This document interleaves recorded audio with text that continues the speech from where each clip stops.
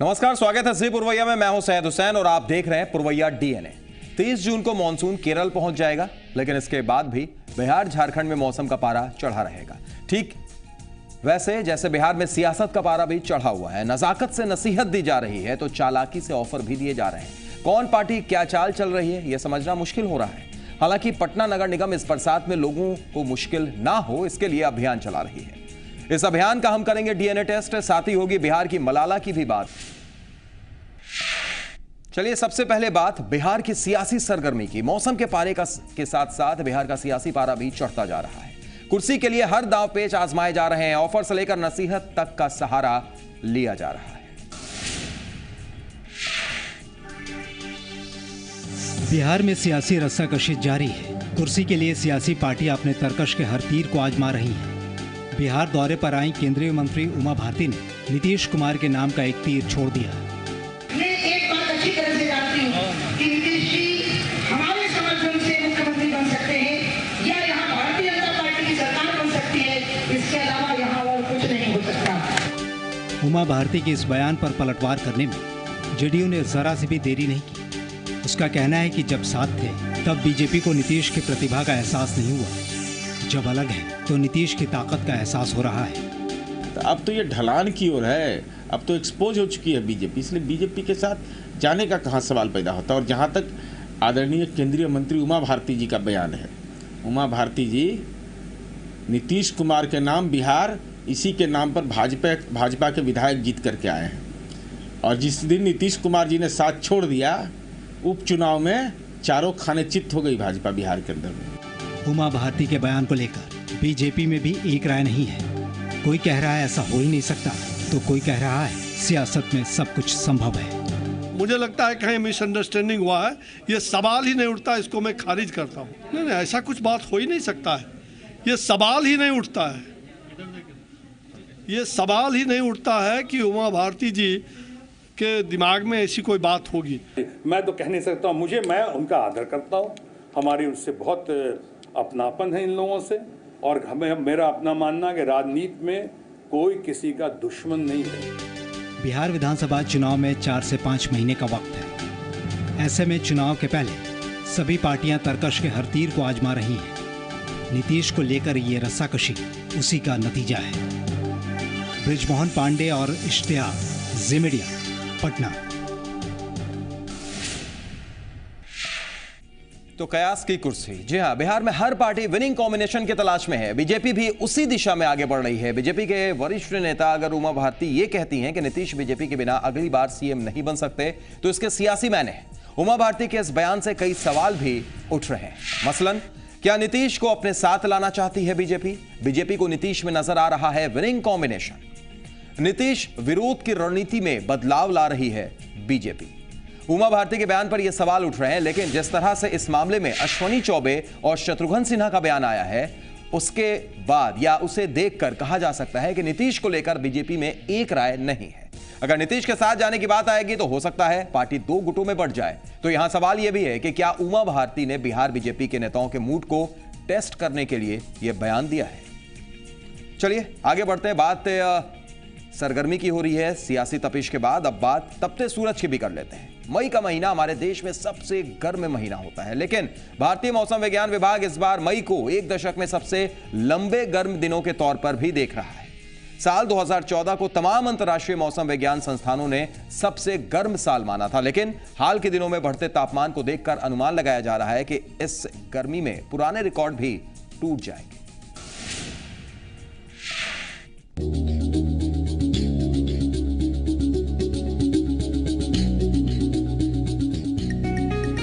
सूरज आग उगल रहा है। गर्मी इतनी है कि लोगों को घर से बाहर निकलने से डर लग रहा है। तेज धूप और गर्म हवाएं लोगों को झुलसा रही हैं। गर्मी से फिलहाल राहत की कोई खबर नहीं है। तापमान है और उसके साथ जो नमी बढ़ गया है, इसके कारण दोनों मिला के जो डिस्कम्फर्ट इंडेक्स जिसको हम कहते हैं अस्वस्थी, ये अस्वस्थी का सूचक जो है वो मतलब लिमिट से ऊपर है। मौसम विभाग की माने तो बिहार में 18 जून तक सूरज ऐसे ही आग बरसाता रहेगा। अभी तक जो अनुमान है मानसून का गति थोड़ा धीमी हो जाएगी, तो उसमें पूरी बिहार पटना समेत वेस्ट बिहार तक पूरी बिहार मानसून कवर होने में फिर 7 दिन देर हो जाएगा, अर्थात जून 18 तक पूरा बिहार कवर होने की उम्मीद है। आंकड़े बताते हैं कि 20वीं सदी के औसत तापमान से इस साल 0.80 डिग्री सेल्सियस ज्यादा तापमान दर्ज किया गया। ग्लोबल वार्मिंग को देखते हुए वैज्ञानिकों ने इस साल तापमान में 0.64 डिग्री सेल्सियस की बढ़ोतरी होने का अनुमान लगाया है। अंटार्कटिका में इस साल 14 मार्च को सबसे ज्यादा 17.4 डिग्री सेल्सियस तापमान दर्ज किया गया।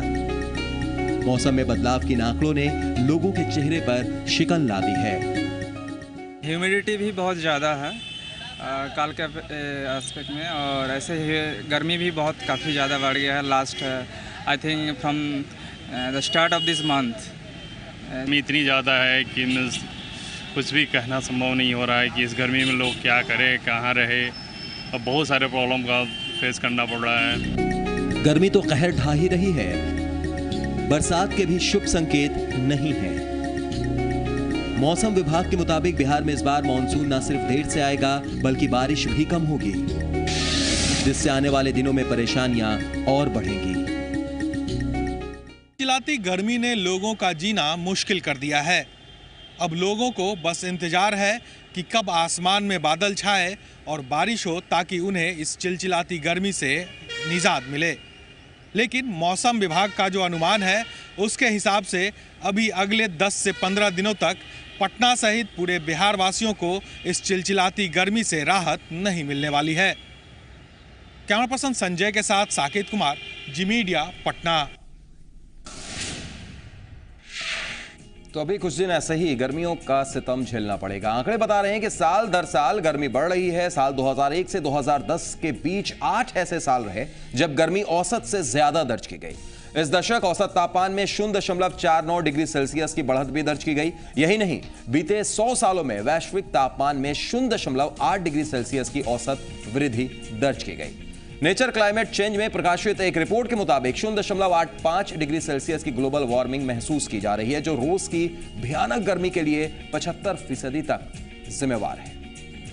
अमेरिका के national oceanic and atmospheric administration की रिपोर्ट के मुताबिक साल 2015 इतिहास का सबसे गर्म साल साबित होगा। इस साल जनवरी से अप्रैल दुनिया में किसी साल के सबसे गर्म शुरुआती महीने रहे। अंटार्कटिका, घाना, वेनेजुएला और लॉस समेत कई क्षेत्रों में तापमान ने 135 सालों का रिकॉर्ड तोड़ दिया। गर्मी के मौसम में त्वचा संबंधी बीमारियां बढ़ जाती हैं। तेज धूप में निकलने से पहले त्वचा को आप जरूर उसका ख्याल करें, वरना वो झुलस भी जाती है। इस सीजन में टैनिंग और सनबर्न के मामले ज्यादा आते हैं। अल्ट्रावायलेट किरणें त्वचा को काफी नुकसान पहुंचाती हैं। साल दर साल बढ़ती गर्मी का परिणाम है कि स्किन कैंसर के मामले भी बढ़ रहे हैं।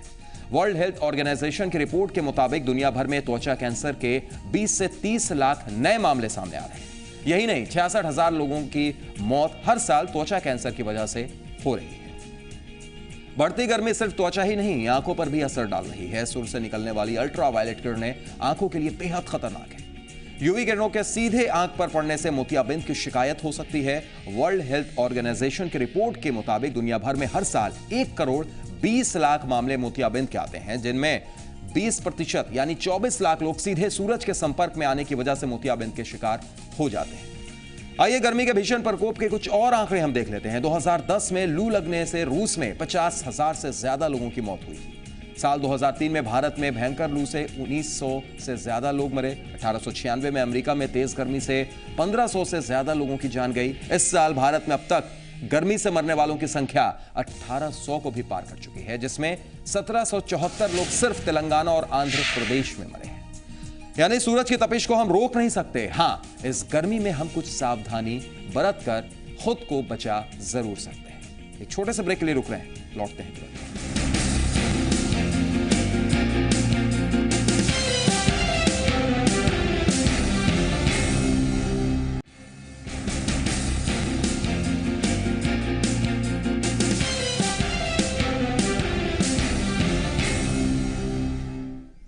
मॉनसून आने में अब ज्यादा दिनों का वक्त नहीं बचा है। 18 जून को मॉनसून पटना में दस्तक दे देगा, यानी बिहार में दस्तक दे देगा। इसको लेकर पटना को जल जमाव से बचाने की तैयारी जोर शोर से चल रही है।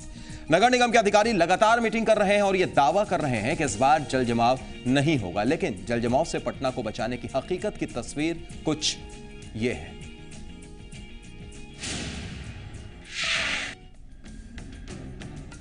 इस बारिश में नहीं डूबेगा पटना।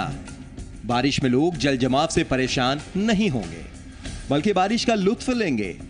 जल जमाव को लेकर पटना की बनी बुरी छवि इस बार धुल जाएगी।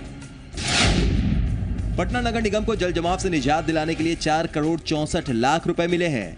मॉनसून से पहले इन्हें खर्च भी कर लेना था।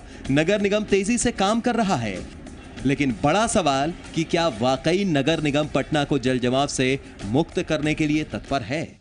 स्थिति बहुत खराब रहती है। जब हम लोग घर से निकलते हैं तो देखते हैं कि बारिश है, इतना घुटना के ऊपर, कभी जांग के नीचे पानी रहता है। हम लोग उसी में आते हैं जाते हैं, कोई काम पड़ता है तो कोई तरफ रास्ता है नहीं। सचरा मंदिर हो गया, बनवारी चौक, पत्थल की मस्जिद, ये सब में पानी बहुत ज़्यादा रहता है।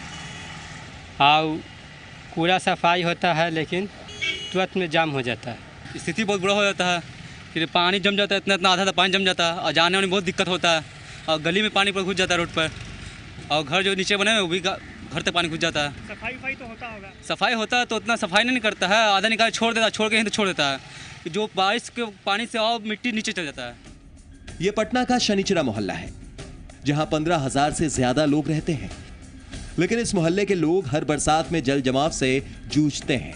हाल ही के दिनों में यहां नाले की सफाई हुई है, लेकिन सफाई का हाल क्या है आप खुद देख लीजिए। बजबजाते नाले, कचरों का लगा अंबार, ये बताने के लिए काफी है कि इस बार भी इस इलाके के लोग जल जमाव की मार झेलेंगे। ये कहानी पटना के सिर्फ एक मोहल्ले की नहीं है। पटना के 72 वार्ड में आधे से ज्यादा वार्ड जल जमाव से प्रभावित हैं। कंकड़बाग, चिड़ैयाटांड, पोस्टल पार्क, राजेंद्र नगर, पाटलिपुत्रा जैसे इलाकों में सफाई का आलम भी ठीक नहीं है। सफाई जहां होती भी है, वहां नाले का निकला हुआ कचरा बगल में ही फेंक दिया जाता है, जो बारिश के साथ एक बार फिर नाले में चला जाता है। हाँ, परेशानी बहुत ज़्यादा होती है, फिर बहुत दिक्कत होता है आने जाने में इधर। हालांकि सफाई अभियान के बुरे हालात के पीछे नगर की राजनीति भी रही है। मेयर, डिप्टी मेयर और म्युनिसिपल कमिश्नर के बीच रस्सा कशी भी नगर निगम के खस्ता हाल की बड़ी वजह है। हालांकि डिप्टी मेयर को भी इस बरसात में कुछ खास राहत मिलने की उम्मीद नजर नहीं आ रही। लेकिन नाली का उड़ाही हम लोगों ने समय पर शुरू किया है और अभी 15 जून तक नाली की उड़ाही होगी। करीब 70% काम हो चुके हैं। जहां बड़े नाले हैं वहां जेसीबी मशीन लगाए गए हैं, पुटलन मशीन लगाए गए हैं, और जहां छोटे नाले हैं वहां मैनुअल किया जा रहा है। और जो भी उड़ाही हो रहा है उसका वीडियो रिकॉर्डिंग किया जा रहा है। निश्चित रूप से लोगों को समिति भी बनाई गई है, और लोग अगर कहीं पर शिकायत भी हो तो उस पर समिति उस पर निर्णय करेगी और उसको देखेगी कि निगरानी हो कि कम से कम बेहतर सफाई हो, जिससे पटना के लोगों को जो कमिटमेंट है वो कम से कम पूरा किया जा सके। ऐसे में सवाल ये उठता है कि आखिर पटना की जनता को बारिश में पेरिस का एहसास कब होगा, और कब यहाँ के लोग बारिश की खबर से परेशान नहीं बल्कि लुत्फ उठाने की तैयारी करेंगे। आशुतोष चंद्रा, जी मीडिया, पटना। तो क्या पटना पेरिस बनेगा, एक सवाल जरूर है। बरसात के मौसम में पटना की स्थिति नरक जैसी हो जाती है। जल जमाव एक बड़ी समस्या है। हर साल बरसात में निगम की पोल खुलती है। बीते साल हालात ऐसे थे कि हाईकोर्ट तक को हस्तक्षेप करना पड़ा। तत्कालीन नगर विकास एवं आवास मंत्री सम्राट चौधरी को इंग्लैंड दौरा 3 बार स्थगित करना पड़ा। पिछले साल जल जमाव की समस्या को देखते हुए राजधानी के पश्चिम और मध्य क्षेत्र के 42 जल जमाव वाले स्थानों को निगम ने चिन्हित किया था, जहां नाला उड़ाही का काम इस बार जारी है। लेकिन जिस रफ्तार और जिस तरीके से काम चल रहा है उसको देखते हुए कहा जा सकता है कि पटना को पेरिस बनाने का सपना कहीं सपना ना रह जाए।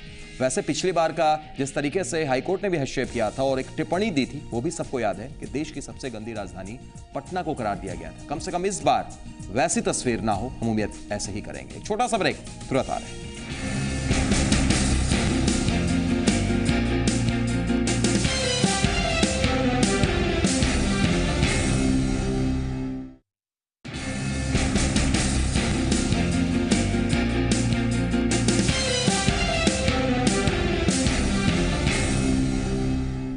चलिए अब बात कर लेते हैं बिहार की मलाला की। जी हां, विकास के लिए शिक्षा जरूरी है, यह बात हर कोई जानता है, लेकिन साथ ही यह मानता है कि बगैर किसी मजबूत सहायता के संभव नहीं है। लेकिन अररिया के डुमरबन्ना गांव की एक छोटी लड़की ऐसा नहीं मानती, तभी तो वो अपने पूते शिक्षा का अलख जगा रही है, यानी बिहार की मलाला।